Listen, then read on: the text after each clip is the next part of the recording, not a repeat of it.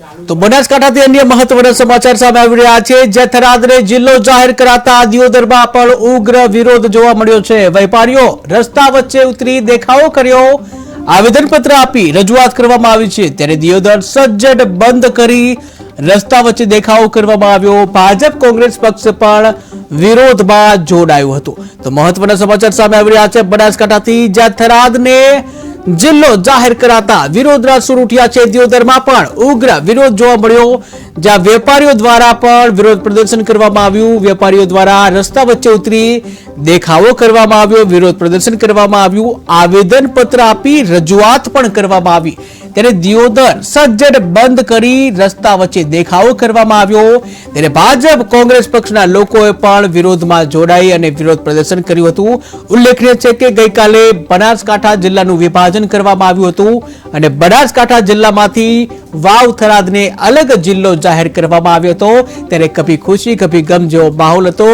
કેટલાક લોકો આ નિર્ણયથી ખુશ છે, જ્યારે કેટલાક લોકો આ નિર્ણયનો વિરોધ કરી રહ્યા છે।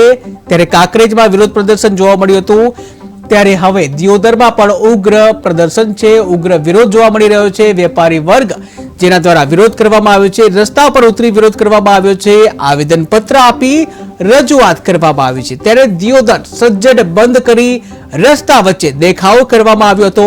ત્યારે આ દેખાવમાં ભાજપ અને કોંગ્રેસ બંને પક્ષના લોકો વિરોધ પ્રદર્શનમાં જોડાયા હતા।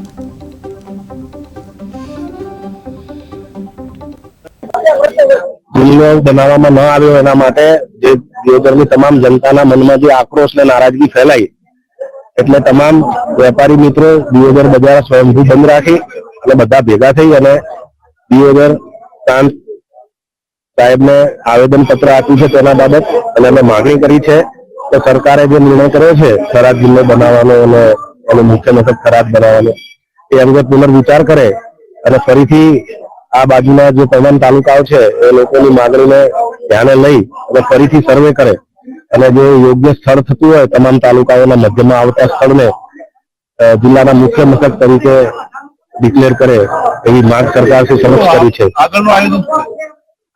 આગળનું આયોજન આ બાબતે અમે રવિવારે ને બપોરે 1 વાગે એક મોટી જનરલ સભાનું આયોજન કર્યું છે, જેમાં દિયોદર તાલુકાના તમામ ગામોની જનતા, કાંકરેજથી જનતા આવશે, જેમાં ધાનેરાથી પણ જનતા આવશે, લાખણીથી બી જનતા આવશે, બાબરથી બી જનતા આવશે અને એક મોટી સભા અમે આયોજન કર્યું છે, જેમાં તમામ તાલુકાના બંને પક્ષના કોંગ્રેસ અને ભાજપના આગેવાનોને પણ અમે આમંત્રણ આપીને બોલાવશું। આજે અમારા વેપારી એસોસિએશનના બધા જ વેપારી આગેવાનોના નેતૃત્વમાં ભારતીય જનતા પાર્ટી અને કોંગ્રેસના આગેવાનો અને સ્વૈચ્છિક સંસ્થાઓના પ્રતિનિધિઓ અને વેપારી ટૂંકી નોટિસમાં આજે લોકોએ દિયોદર સ્વયંભૂ બંધ પાડ્યો છે અને માન્ય એસડીએમ સાહેબને પણ આવેદનપત્ર આપ્યું છે કે જો દિયોદરને જિલ્લો જાહેર નહીં કરવામાં આવે તો મોટું આંદોલન થશે।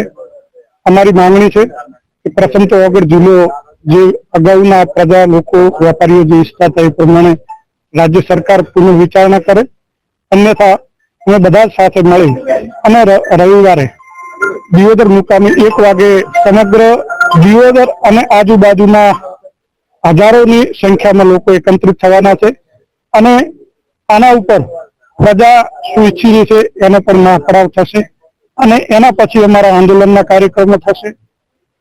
જો રાજ્ય સરકાર નહીં માને તો અમે ન્યાયતંત્ર એટલે નામદાર હાઈકોર્ટ અને સુપ્રીમ કોર્ટને પણ જો આશરો લેવો પડશે તો પણ લઈશું, પરંતુ દિયોદરને અન્યાય થાય તે અમે નહીં ચલાવી લઈએ।